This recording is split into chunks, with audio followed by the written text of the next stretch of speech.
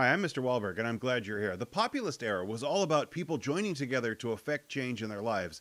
That churns when we get to the progressive era, where people begin to bond together to use the power of government to effect change in their lives. Welcome to modern times. Turn with us now to those thrilling days of yesteryear, when out of the past come the thundering hoofbeats of Walberg's APUSH. History class rides again.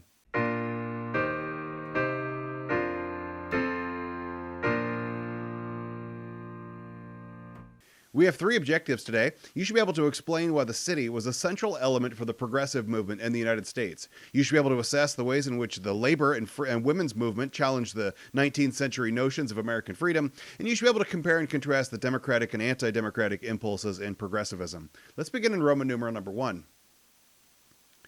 For the last time in history, farms and cities were growing together in the United States. The economy grew 85% from 1900 to 1910, and we see that it was both in industry but in agriculture as well.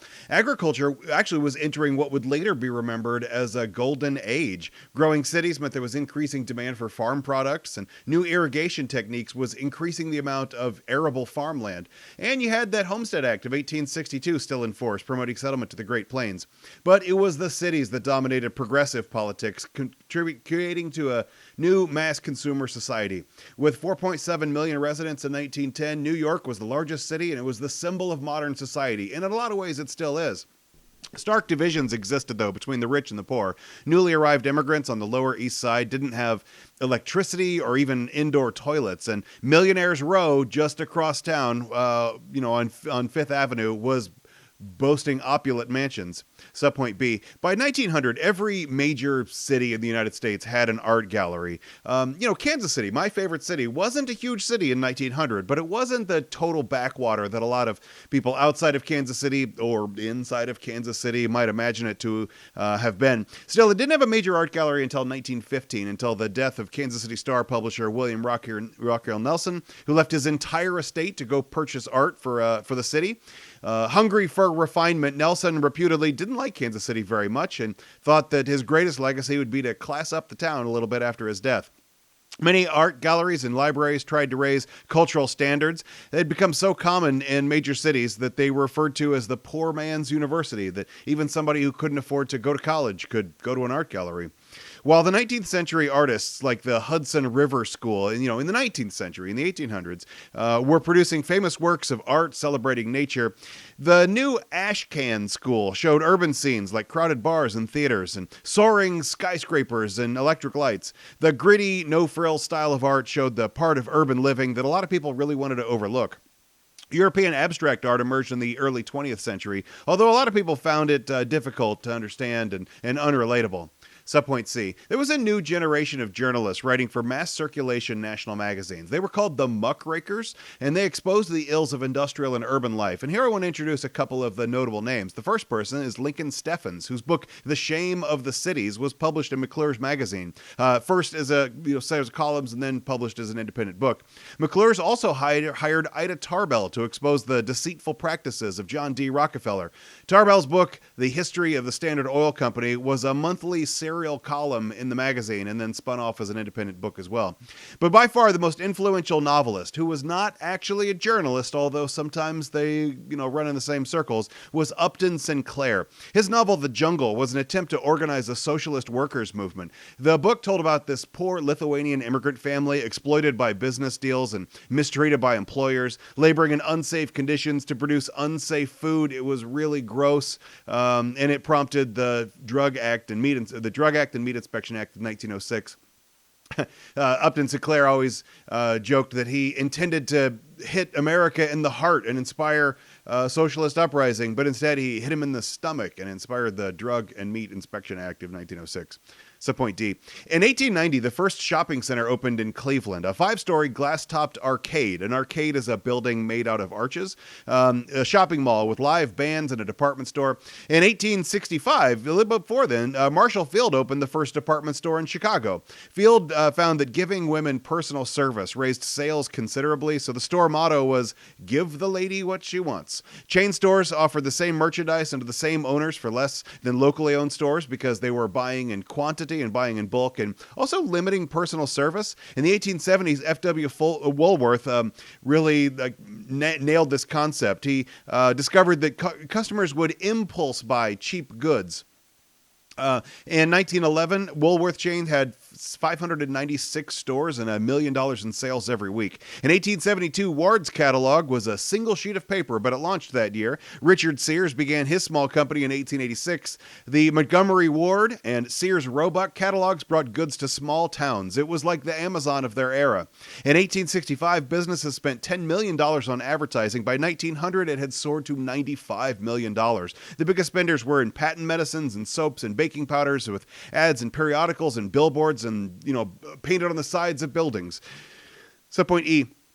Here I want to talk about a business practice known as Fordism. It's actually an industrial method. Henry Ford's focused on standardizing output, and which would lower prices overall. He didn't invent the automobile. Like most mechanical things, it was kind of an evolution with a lot of people working on parts of it. But he revolutionized the way that automobiles would be manufactured. Inspired by a butcher's trolley in a Chicago meatpacking plant, he used a similar process in manufacturing cars. That, just like a butcher's trolley would disassemble a cow in a certain way, you would assemble a car along the butcher's trolley as well. The Ford Model T, his most famous vehicle, was a simple, light, sturdy vehicle, sturdy enough to navigate the country's poor roads. It was originally available in several colors, but Ford was able to standardize that too, just offered all of them in black. His famous line was that customers can get any color they want as long as it's black. Faced with repetitive and boring work, though, Ford paid his employees $5 a day, a heroically high number, to go stop workers from quitting. It also gave them the side benefit that they could now afford to buy the cars they were making. Roman numeral number 2. Here I want to focus in on the progressive movement and the way that it, challenged the way that Americans were living their lives. From the late 1890s through the late 1910s, that era is, and no era ever has clearly defined lines on it, but we would say that is the progressive era, late 1890s through early 1910s. It was a period of widespread social activism and attempts at political reform, hoping to defeat corruption and monopoly and waste and inefficiency. Its predecessor was the populist movement, which focused on the needs of rural America. Progressivism centered on the urban problems caused by rapid industrialization and immigration and political corruption and the enormous concentration of industrial ownership and monopolies. Progressives were alarmed by the spread of slums and poverty that they saw as businesses' exploitations of workers. Now, the progressive movement wasn't a single movement, and sometimes historians make it seem like that is so. It had overlapping efforts in political reform, but also scientific efforts to go promote professionalism and efficiency and to regulate business and to protect the environment and improve the living and working conditions of the urban poor. And all of these people were considered progressives, even if they had, slightly different goals or, had a primary and then shared some overlaps with others. Subpoint B. Here I want to introduce Frederick W. Taylor. Frederick W. Taylor pioneered scientific management, and it seemed like this was the progressive path of the future for business. Principles like time and motion studies would break a task down into simple and repetitive parts. It's the predecessor of what would be like ergonomic chairs and stuff, but it resulted in high worker turnover because it was boring and repetitive machine-like work, because it reduces the work of people to simple and repetitive parts like machines. It also allowed shorter work days, though, but even higher pay, so it's not nothing. White-collar workers also felt a certain loss of freedom. They were earning higher wages than manual workers, but the work was just as dull and mechanical. Subpoint C. In 1893, there was a financial panic, which prompted doubts about capitalism in general, thinking maybe this was the economy failing. Many Americans were fed up with the economic systems, and they became socialists. They were led by, in 1901, labor leader Eugene V. Debs, whom we met earlier in our last unit, who was the leader of the Pullman Railroad strike. But Eugene V. Debs organized the Socialist Party in the United States, which brought together the surviving late 19th century radicals.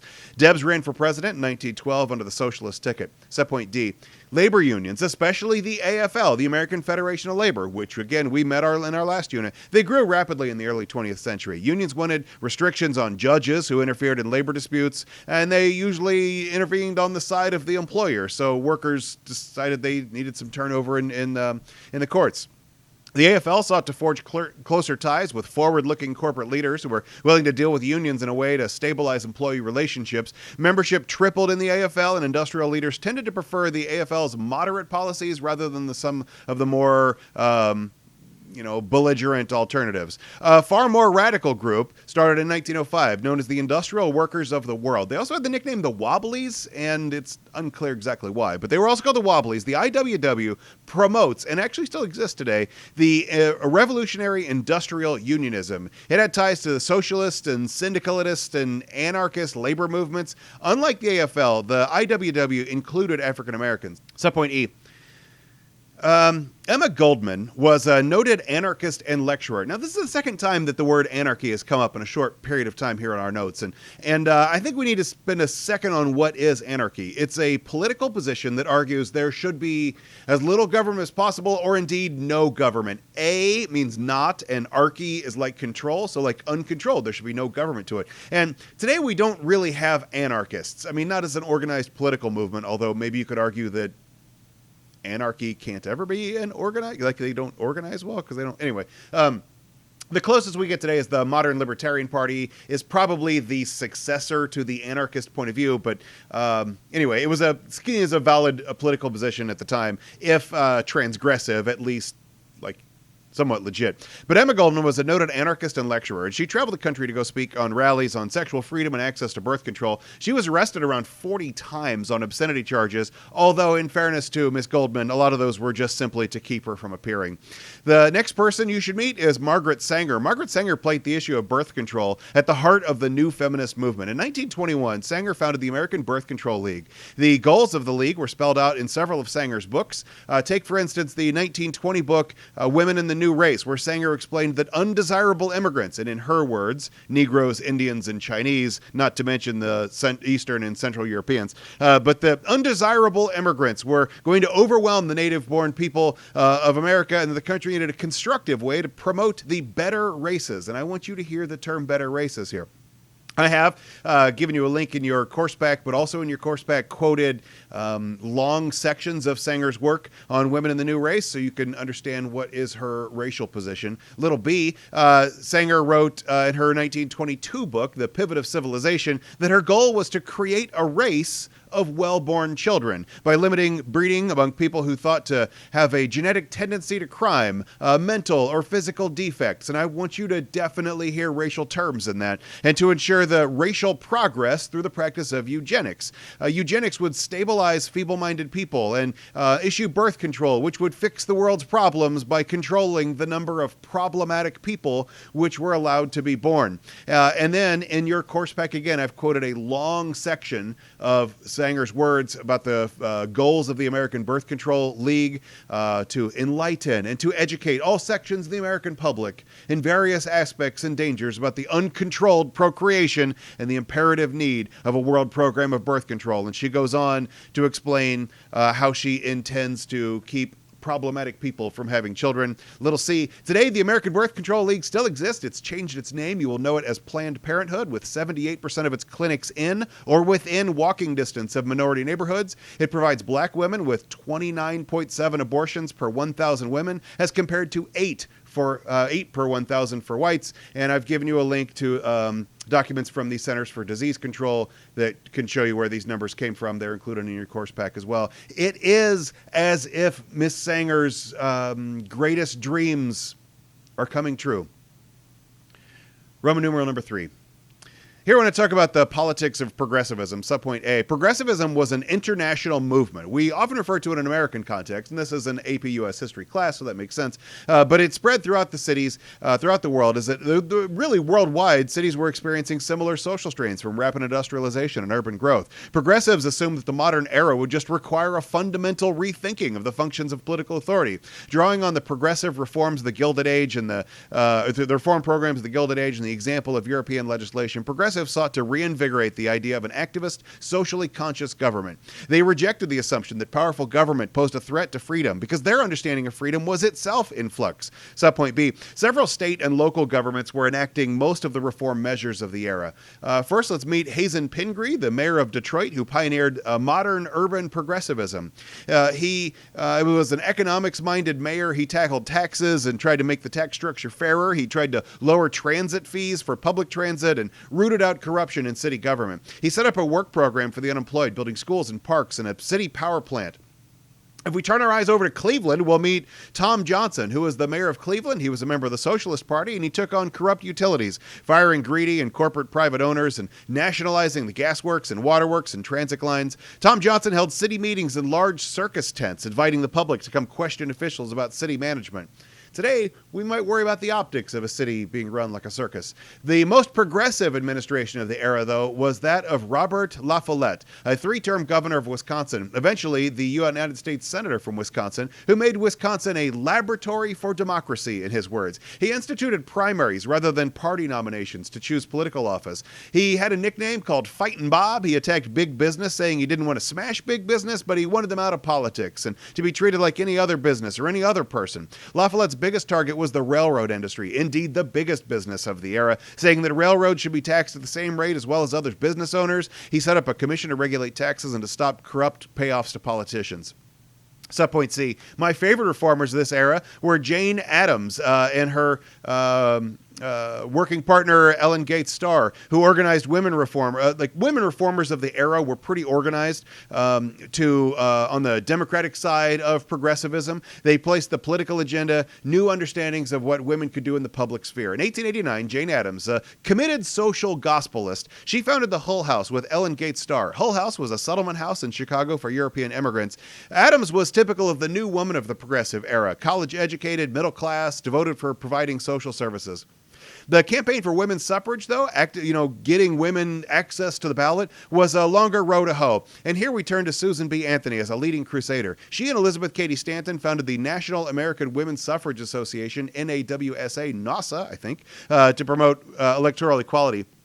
Women faced constant opposition to access to the ballot and suffrage. Some feared that women would vote as soon as women get the right vote, they're going to pass, prohibition and prohibit alcohol. Or others feared that women, as soon as they had the right to vote, they would outlaw child labor. Others feared a disruption of women's traditional roles, and this is the pathway to breaking society.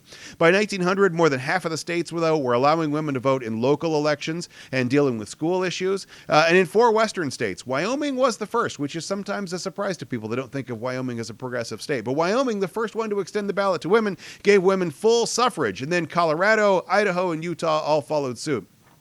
Subpoint E. Here I want to talk about a little maternalistic reform, and we're going to start with the Supreme Court case of Mueller versus Oregon in 1908. It upheld the constitutionality of an Oregon law, which set a maximum working hours for women. Now, today, I don't think we would consider this to be a progressive stance, but stay with me on the logic here. Arguing before the Supreme Court of the United States, a certain attorney, a guy named Louis Brandeis, argued in favor of this law of Oregon, saying that, and he cited social research to do so, saying that women had less strength than men and shouldn't be subject to long work hours, and that because women bore children, the government had a legitimate interest in protecting them for the sake of the country.